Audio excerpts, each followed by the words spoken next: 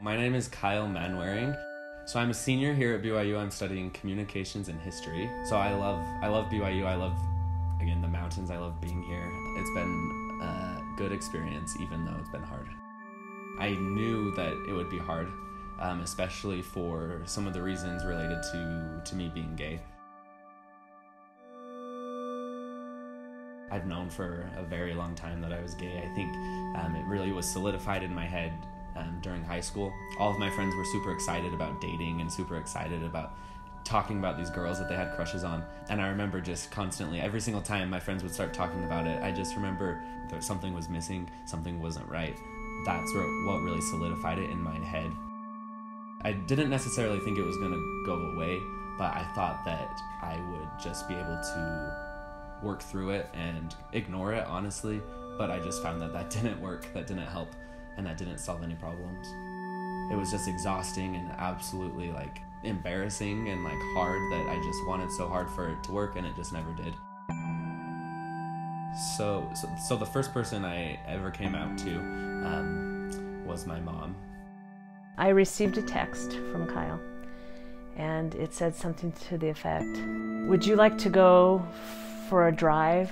I knew that something was weighing very heavy on his heart, and we ended up on a park bench, and he proceeded to share his struggle. He looked at me and he said, "What are you thinking?" And I just smiled, and I was like, I am so peaceful. And he just grinned, and we hugged, and I could just sense that there was weight that had been lifted from him that was real. I was talking to one of my friends who helps run the BYU Instagram account, and I wanted to try to do something big.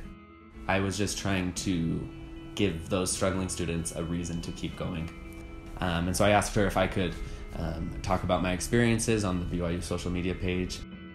Rise and shout, Cougar fans. My name is Kyle. It's a beautiful Thursday morning here in Provo. Over hundreds and hundreds of messages we received. About 95% of them were positive. By the end of the day, I had 13 students that reached out to me and said they were struggling. Hopefully, I've been able to help them a little bit in finding hope and moving forward and making BYU a better place.